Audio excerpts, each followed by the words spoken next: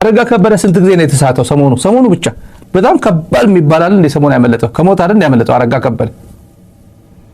አረጋ ከበደ ፈጣሪ ያዝኖለት ሰዎቹ ቢያገኙት ቢሞት ማለት ነው። ምን አይነት ክራይሲስ ነው አማራ ክልል የሚፈጠረው? ለአብይ ምንም አይደለም። በነገራችን ላይ ለአብይ ምንም ችግር አንድ ሰው ሄደው ይተካበታል ችግር የለበትም እኮ ምን አላላትም። ይሄ አምጥቶ ይሾማል። ሹመት ግን አለ። አሁን አማራ ክልል በርደን ነው ሹመት አይደለም። በየክልሉ ያለው በስንት ታጅበው በየወረዳ እየተደረገ ያለው ውይይት ከበድ ያለ አትሞስፌር እየተፈጠረ ነው። ለዛም ኤዲት የተደረገ ነው። አማራ ቴሌቪዥን ተጨንቆ ተጣቦ ኤዲት አድርጎ ጥሩ የሚባለው ለፕሮፓጋንዳ ይመቸኛ ብሎ የለጠፈው እሱም ጭምር ግን በጣም አደገኛ ነው። ኤዲት ተደርጎ የተጣለው ንግግር ታዲያ ምን አይነት ሊሆን ይችላል ነው መገመት ትችላላችሁ። በዚህ ላይ የአማራ ህዝብ ቀንደኛ ጠላት የአማራ ቀውስ ተጠያቂ የትግራይ ኤሊት ነው ይላል። በምን በኩል አሁን ፋኖ ነው ከፌደራል መንግስት ጋር ተዋጋ ብሎ የትግራይ ጦርነት አብሮ ትግራይ ሲያደቅ የነበረ ፋኖ ነው መጥቶ ከፌደራል መንግስት ጋር ግጠም ብሎ ያዋጋው? አረጋ ከበደ ምን ያደርግ ነበር? ይልቃል ከፋለ ምን ያደርግ ነበር? አማራ ክልል ያሉ ባለስልጣናት ምን ይሰሩ ነበር? መንስኤው ምን ነበር ስትሉ እነዚህ በተለይ አሁን ደግሞ የአክቲቪስቶች ያለው የአማራ ኢቭን ዊዝን አማራ ክልል የሆነ ለአብይ የሚገብር ለአብይ የሚያሸረግድ ሌላው ደግሞ ታጋይ ተደርጎ የሚወሰዱ አሉ። ምን ይላል አሁን አክቲቪስቶች ያየው አንዳንዱ አክቲቪስቶች ያየው ነበር ስም መጥቀስ አልፈልግም። ይርጋ ሲሳይ የሚባለው መልኩ አላቆም ዛሬ ነው ስሙ ያወቁት። በነገራችን ላይ የክልሉ የብልጽግና ቢሮ ብልጽግና ቅርንጫፍ ኃላፊ ይርጋ ሲሳይ የሚባለው ባለጊዜ ነኝ ባለ ነው። ብዙ ባለጊዜዎች አየር አማራ ክልል እንዲሁ እንደ ጤዛ እየረገፉ ነው ያለቁት። በሙሉ ተሰደዱ፣ እስር ቤት ገቡ፣ ሞቱ። ከዚህ ውጭ አለ እንዴ አማራ ክልል? ወይም የቁም እስረኛ ሆነ ባለጊዜ ነኝ ስለነበረ የት አለ? ወይ ስደተኛ ነው እገሌ በለው ስደተኞች፣ ወይ እስረኛ ነው እገሌ በለው እነ ዮሐንስ ባያሌውን ቆጥራችሁ፣ ወይ የቁም እስረኛ ነው እነ ንጉሱ ጥላሁን የሚባሉት ቁም እስረኛ ናቸው። ወይ ሞቷል፣ ወይ ተሰውቷል፣ ወይ ተገሏል። ያው በስም የሚታወቁ ናቸው። ከነዚህ መማር የማይችል አሁንም ባለጊዜ ነኝ የሚል መጣ። አብይ ኬት አድርጎ ጎልጉሎ ኬት አድርጎ ጎግል እያደረገ እንደሚያመጣቸው እንደሚፈለፍላቸው እኔ ይገባኛል። ከጓደኞቹ ከወንድሞቹ ማይማር ትውልድ ማለት ነው ብልጽግና አካባቢ ያለው። አሁን ምን ይላሉ አክቲቪስቶች እያየው ነው እነ ይርጋ ሲሳይ እኔ አላቅም ጉዳዩ የት እንደነበርና ደቡብ ጎንደር ነው አሉ እና የኛ ሰው እኮ ነው ይሄ የኛ ሰው ነውና እና አረጋ ከበደን ወጥሮ ይዞልን ያለው እኮ አረጋ ከበደ እኮ ከውስጡ እኮ ፋኖ ነው። ጎጃም ስለሆነ ጎጃም በሙሉ ፋኖ ነው አድርጎ ነው የሚወስዱት እነዚህ የአብይ ገረዶች አክቲቪስቶች አሉ። እና ይርጋ ሲሳይ እኮ ነው ወጥሮ ያዘልን እኮ ከ4 ኪሎ ጋር ያለው አማራ ከ4 ኪሎ ጋር ያለው ቁርኝት በደንብ አድርጎ እንዲጠናከር ያደረገው እኮ የአማራ ክልል ብልጽግና ኃላፊ ይርጋ ሲሳይ ነው። አረጋ ከበደማ እኮ ከውስጡ ፋኖ ነው ለእንጀራ ሲል ነው ቁጭ ያደረገው እንጂ ይሄኔ ሄዶ ሸፍቶ ይሄድ ነበር ይላል። እና ይሄ ዋና አማራ ክልል ሚዲያ ሲያገኝ ህዝብ ሲሰበስብ አሁንም በድሮ በሬ ነው ማረስ የሚፈልገው። ዋና ተጠያቂ የሚያደርገው ትግራይ ነው። ችግሩ በኢህአዴግ ጊዜ እንደዚህ ነበር። በነገራችን ላይ ህወሓት እንደ ትግራይ ያደገች አማራ እንደዚህ ሆነ የፈለፈለ የህወሓት ተላላኪ ብአዴን ሲለ ጠቅላላ ነገደው አንደርጋቸው ሌሎቹ በሙሉ ሲያጥረገርጋቸው ነበር። ይሄ ነገር አሁንም ሰከን ማለት አልቻለም። በክራይሲስ ውስጥ ያለው ትግራይ እንኳን በሱ ላይ የሚቀና ኢሊት አዲስ አሁን ባህር ዳር ተቀምጧል። ጥላቻ ከባድ ነው። እኔ ዛሬ ማህበራዊ ሚዲያ ላይ ትንሽ ወጫጨርኳት ነበር። ዝም ብሎ ሲታይ አንድ ላሰማችሁና እነዚህ መድኃኒታቸው ምንድነው? በምንድነው ሊድን የሚችለው? እንደዚህ አይነት ጭንቅላት መለስበታለሁ። ተመልካቾች ማንም አካል ኢትዮጵያ ነካ የሚያረጋት አካል የለም። የውጭ ጥላት ማንም ነካ ቢያረጋት ደግሞ በጣም ያደገና የተደራጀ አቅም ፈጥሯል መንግስት። አይታችሁታል። በሰሜኑ ጦርነትም ጊዜ ያን ያህል ብዙ ሀገሮችን የያዘ ህወሓት ለረጅም ጊዜ ትግራይን ከኢትዮጵያ ነጥላለሁ ብሎ አቅዶ አስቦ ተደራጅቶ ተዘጋጅቶ ያ ጦርነት እንዴት እንደተጠናቀቀ ታውቁታላችሁ። 60 ዓመት እና 40 ዓመት ቅድም ወንድሜ አሊ እንዳለው በአክራሪነትና በጽንፈኝነት እዚህ ላይ አሁን ዝም ብዬ መድገም እንዳይሆንብኝ ህወሓት ከብዙ ሀገራት ጋር ሆኖ ነው እኛን የገጠመን አሸነፍ ነው። ታሪክ ትርክት እየቀየረ ነው። ህወሓት ከብዙ ሀገራት ጋር ሆኖ ጦርነት ከፈተብን እና ሁሉንም አሸነፍ ይሄን ሁሉ የገጠመ አሸነፍ ነው። እንዴት አድርገን እንዳሸነፍ ነው ታውቃላችሁ። አሁን ከሌላ ገጥሜ እኔም ከፌደራል መንግስት ጋር ጎን ተሰልፌ በትግራይ ህዝብ ላይ ዘምቻለሁ እያለ አይደለም እሱ። ኤርትራ ሰራዊትን አስገብተን እያለ አይደለም እሱ። ከሞቃዲሾ ሰራዊት አስገብተን ሳዋ ሲሰለጥን የነበረ የሞቃዲሾ ሰራዊት እሱንም ጭምር ጋብዘን አምጥተን እያለ አይደለም እሱ። ድሮን የዓለም ድሮን ተበድረን አድርገን ሁሉም ባንክና ታንክ ታጥቀን በክልል ላይ ዘመትን እያለ አይደለም። ጭራሽ ማን ነው ከብዙ ኃይል ጋር ተሰልፎ የነበረው 36 ተዘግቶ የነበረው ትግራይ እሱን ይላል። እነዚህ ሰዎች ከየት ነው የሚያመጣቸው? አብይ ከየት ነው የሚያመጣቸው? ከየት ነው ፈልፍሎ የሚያመጣቸው ነው ጥያቄው። አሁን ወደ መረረው ጉዳይ እናልፋለን። መረረ ያለው ኢትዮጵያን እበትናለሁ ብሎ አቅዶ አስቦ የነበረ አካል በፍጹም አልተሳካለትም። አሁንም አይሳካለትም። እርግጠኛ ሆነን የምንነግራችሁ በአቋማችን ልክና በደረጃችን ልክ አቅም ፈጥረን የሀገራችን ሉዓላዊነት አስከብረን እየቀጠልን ነው። የዚህ ክልል መተራመስ ዋና ተጠያቂው የትግራይ ጽንፈኛ ኃይል ነው። ዋና ተጠያቂው በትግራይ ጽንፈኛ ኃይል መቼውንም ቢሆን ምሕረት እንዳይኖራችሁ፣ መቼውንም ቢሆን ሐሳቡ እንዳትጋሩ። ምንጊዜም የአማራ ህዝብ ጥላት ነው።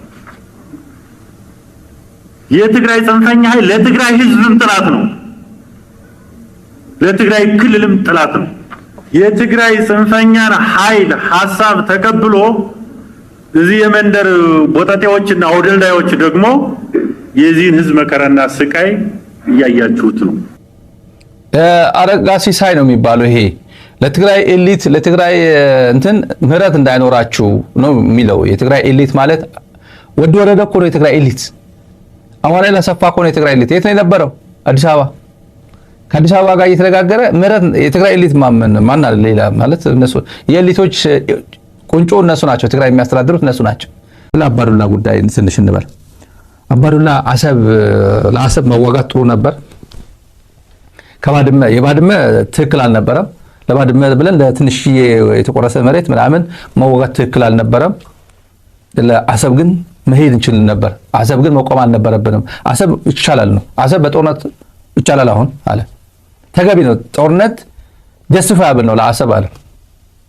ድንበር አካባቢ የነበረው ግን ድንበር እንደዚህ ተወሰደብኝ ምናምን እና ጦርነት ተወረድኩኝ ምናምን የሚለው ግን አያስፈልግም ነበር። ትንሽ ነው አለ ለቀበሌ ምናምን ተብሎ ትንሽ ነው። ለአባዱላ ሉዓላዊነት ማለት አሰብ ብቻ ነው። በፍጹም ይሄ እኮ በነገራችን አባዱላ ማስተርስ ዲግሪ ያለው ማስተርስ እኔ ትዝ ይለኝ የመጀመሪያ የዩኒሳ የሚባል አቃቂ ቃሊቲ አካባቢ ያለው ትልቁ የደቡብ አፍሪካ ዩኒቨርሲቲ የመጀመሪያ ተመራቂ እሱ ነው። ትዝ ይለኝ እኔ ጋዜጠኛ ሆኜ ሄጃለሁ። ሸራተን አዲስ ነበር ያስመረቀው ዩኒሳ ከነ ጁነዲን የሐረር ቢራ ስራ አስኪያጅ አብሮ ነው የተመረቀው። ትዝ ይለኛል የመጀመሪያ ዩኒሳ በርካታ ገንዘብ በጀት በጅቶለት መከላከያ በኢትዮጵያ መንግስት ያስተማረው በጣም ውድ የሆነ ገንዘብ ግን ጭንቅላቶች ነች አባዱላ። ድንበር አካባቢ ትንሽ ለዚህ ብሎ ጦርነት አያስፈልግ ነበር። ለአሰብ ግን አሁን ያስፈልጋል ይላል። ኦሮሚያ ያለው ሁኔታ መቼ ማነጅ አረከው ተውና ወደ ኢንተርናሽናል ጦርነት ለማካሄድ ተውና አጠገብ ያለው አሁን አብዴት ላድርገው። ኦሮሚያ ቦሰት የሚባለው ታቁታ ቦሰት ያቋላል። ቦሰት 3 ካቢኔ አባላት ትላንት ተገሏል። አባዱላ ግን በሪፐብሊካን ጋር ስለሚታጀብ ይሄ ትዝ አይለውም ስለመገደል ጉዳይ። ቦሰት 3 የትላንትና መረጃ ነው ይሄ። ወንጪ ካምፕ ውስጥ የሚሊሻና ወታደራዊ መከላከያ ካምፕ ውስጥ ኦላ ገብቶ ወራና ቢስማ ኦሮሞ ገብቶ አፈርድም ያብልቷቸው ሄዷል። ከባድ የሚባል ጥቃት ፈጽሞ ስለሞተ የተማረከው ማውራት አያስፈልገኝም። ካምፕ ውስጥ ገብቶ ወንጪ አርሲ ኑኔሳ የሚባለው አርሲ ኑኔሳም ሰራዊት ሙሉ አልቆበታል። መከላከያ ቁጥሩ ያልታወቀ ትላንት ነው። ይሄ የማዕከላዊ ኮማንድ ነው። የኦላ ሴንትራል ኮማንድ ነው። ይሄ የትላንትና ብቻ ኦፕሬሽን ነው። አባዱላ ስለዚህ ጉዳይ ማውራት አይፈልግም። በዚህ እድሜው በጣም ዘና ብሎ ያለፈበት እንደ ኢህአዴግ ጊዜ ዘና ብሎ ያለፈበት እንደዚህ ሰው የለም። እና በሙሉ የሚክረው ጉዳይ የሚክረው ጨዋታ አለ። እኔ አላቅም፣ የኢህአዴግ ጊዜ አላቅም፣ የኢትዮ ኤርትራ ጦርነት ለምን እንደተቀሰቀሰ ጦርነትም አላቅም ይላል። ሁሉም ከመለስ ጋር ሆኖ ነበር ሁሉም ያለፈው ዘመን። እነ ነጋሶ ጊዳዳ ልዩነት ሲፈጥሩ ይሄ ከኢህአዴግ ጎን ሆኖ እኛ የኤርትራ ሉዓላዊነት መጣስ አያስፈልገንም፣ እኛ የድንበራችን አካባቢ ያስከብረናል፣ አስመራም ሄድ አያስፈልገንም፣ የኤርትራ መንግስት ለመገልበጥ ምናምን አንሄድም፣ መመለስ አለብን ብሎ እንትን ካደረገው ከነመለስ ጋር አብሮ ነበር። ይሄ እጅስ እያወጣ ከዛ ሹመቱ እየጨመረ ነበር የመጣው። ለአሰብ ብለን አንዋጋም፣ አሰብ የሉዓላዊነት ጉዳይ ወደ አሰብ መሄድ የለብንም ብሎ እምቢ ካለው ነጻርቃን እንሂድ ብለው ነበር። ራሱ የሚነግረን ጻርቃን አይደል እንሂድ ብዬ ነበር ተሸንፌ ነው በድምጽ ተሸንፌ ነው የሚለው። ይሄ አንሄድም ከሚሉ ሰዎች ነበር። እና በሙሉ አላቅም አልጀርስ ስምምነት አልቆ የለ እንዴ? አልጀርስ ስምምነት እኮ ስለ ባድመ ብቻ ሳይሆን ከሱዳን እስከ ጅቡቲ ያለው የኢትዮጵያ ድንበር በሙሉ ስለ ኢትዮጵያና ኤርትራ ድንበር እኮ ነው አልጀርስ ስምምነት የሚያወራው ሲባል እኔ ስለ አልጀርስ ምንድነው ዝርዝር የለኝም አለ። አልጀርስ ስምምነት ዝርዝር እኮ አያስፈልግም፣ ጎግል ገብተህ ማለት ነው። ዶክመንቱ ኢስ ኦፊሻል። ተዋንታ አፈጉባኤ ነበርክ፣ ዶክመንቱ መንግስት እጅ ላይ ያለ ተውና ጎግል አድርገህ የምታነበው እኮ ነው። ግን አላቅም በሙሉ ድና ያደርጋል። ይሄ ሰውዬ ትናንት እንደተወለደ ነው አክት የሚያደርገው። አንድ ወዳጄ ይሄ ሰውዬ እኮ እያሳዘነ ነው አለ እና የድሮ ፎቶግራፍ ሰጠኝ።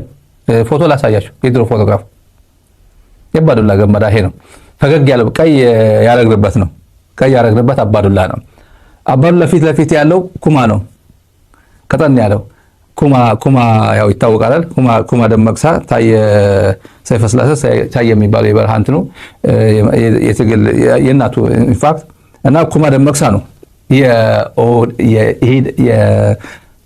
የኢህደን ማዕከላዊ ኮሚቴ ነበሩ ሶስቱ።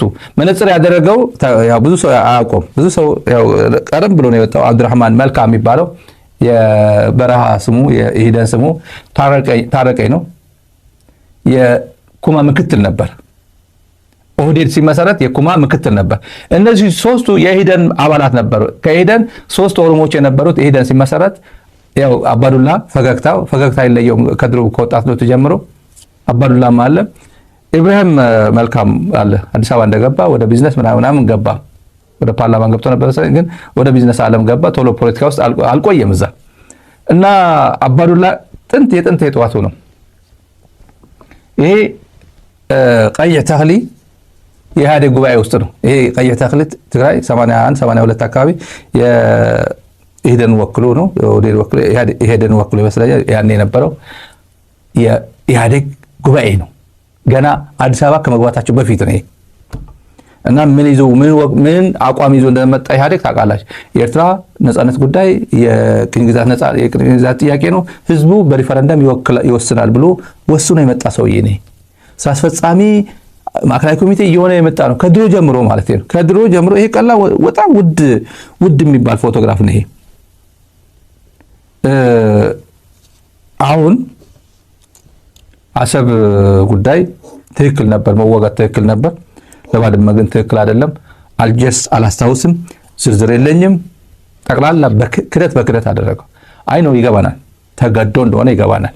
ተገዶ በል እየተባለ እንደሆነ ይገባል። ይሄን ስሙት። ወደብን ለማግኘት ብዙ ስራዎች መስራት ይጠይቃል። በተቻለ መጠን በሰላማዊና ህጋዊ መንገድ መሆን ያለበት ጉዳይ ነው።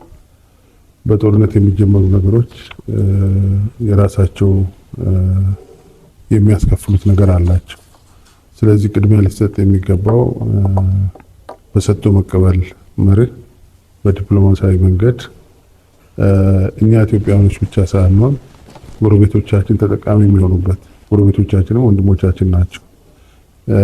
በግል ማደግ የሚባል ነገር የለም። ሀገሮች በጋራ ነው የሚያድጉት። ስለዚህ በጋራ ተጠቅመን በጋራ የምናድግበት ሁኔታ ግምት ውስጥ አስገብቶ መስራት ያስፈልጋል። ኤርትራ ወንድሞቻችንም ተጠቃሚ መሆን አለባቸው። ከኢትዮጵያ ወደብ ተጠቃሚነት የሚጠቀሙ እንጂ የሚጎዱ መሆን የለባቸውም፣ አይሆንም። ስለዚህ ቀዳሚው ተግባር በዲፕሎማሲና በሰጥቶ መቀበል ልክ አሁን መንግስታችን እየሰራ ባለው መንገድ መሆን ይኖርበታል። የጦርነት አማራጭ የመጨረሻው አማራጭ ነው የሚሆነው። ሌሎች መንገዶች ሁሉ ዝግ ሲሆኑ፣ ሌሎች መንገዶች ሁሉ በር ሲያጡ፣ መግቢያ ሲያጡ የመጨረሻው አማራጭ የሚሆንበት ሁኔታ ይኖራል ብዬ ገምታለሁ። ግን ከዛ በመለስ የአባዱላ የመጨረሻ አማራጭ ሁሉም የመጨረሻ አማራጭ ጦርነት ነው። የመጨረሻ አማራጭ ወደ ጦርነት ነው የሚሄዱት። አሁንም ሌላ ጦርነት ሊመጣ ከቻለ የመጨረሻ አማራጭ ነው። በሌላ ኢቭን ዊዝን ኢትዮጵያ እንደዛ ነው የሚባለው። ለመውረድ ስትዘጋጅ አቅም ከሌለ እንደዚህ ፕሮፓጋንዳ የምትሰራው በአባዱላ ገመዳ ከኋላ ያለው ተመልካቾች ዲቦራ ልጁ ነች አይደል? ዲቦራ ልጁ ትመስለኛለች። ይሄ የዲቦራ ማስታወሻ የሚለው ይሄ ዲቦራ አይደለም። ብዙ ስራዎች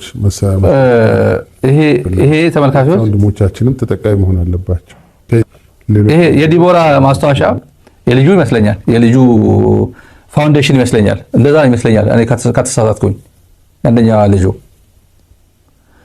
በልጁ በህይወት ያለች ልጅ ማስታወሻ ፋውንዴሽን አቋቁሞለታል። በህይወት ያለች እኔ በህይወት የሌሉ ወንድሞቼን ማስታወሻ እንኳን ላቋቁም ይቅርና በአግባቡ መርዶ ምናምን በአግባቡ ሀዘን የተቀመጠች የትግራይ እናት የለችም። የኢትዮጵያ እናት የለችም። ስለ ጦርነት አስከፊነት ነው የምናወራ። አባዱላ በተአምር ድኖ ሳሕል ቀብሯቸው የመጣው የኢትዮጵያ መከላከያ ሰራዊት አባላት የነበሩት ኢትዮጵያ አንገቷ እንዳትቆረጥ እየተባለ አንገቷ ከተቆረጠች ኤርትራማ ከተገነጠች አንገቷ ትቆረጣለች፣ ህወሓት ገንጣይ ነው አስገንጣይ ነው እየተባለ በነበረው ፕሮፓጋንዳ አላዳንም። አባዱላ አላዳነው። እዛው በርካታ ጓደኞቹን ቀብሮ ነው የመጣው አባዱላ። አሁን ትዝ ይለው ይሆናል። መሪ ነበር፣ ትንሽ መሪ ነበር። ያኔ መቶ አለቃ መሪ ነው፣ ሻምበል መሪ ነበር። ሲማረክ ስንት ወታደር አስጨርሶ ነው የተማረከው ራሱ እጅ ሰጠው። እና የኢትዮጵያ እናቶች አሉ ልጆቻቸው የት እንደሞቱ የት እንደተቀበሩ ማያውቁ እንኳን ለልጆቻቸው እንደዚህ አይነት ፋውንዴሽን ዲቦራ ፋውንዴሽን ብሎ ሊያቋቁም ይቅርና በፍጹም የተረሱ አሉ። አባዱላ በሱ እድሜ የሄደ ሀገር እሱ ሊያስመልሰው ያልቻለው ሀገር የልጅ ልጆቹ ጭምር የማይሳተፉበት የደሃ ልጅ ሊገብር ማለት ነው። እኔ አልቻልኩምና ለልጅ ልጆች ያሳልፈዋል፣ ትራንስፈር አድርጌዋለሁ፣ ጦርነቱ አራዝሜዋለሁ ብሎ ለልጅ ልጅ ነው አሁን እየጋበዘ ያለው።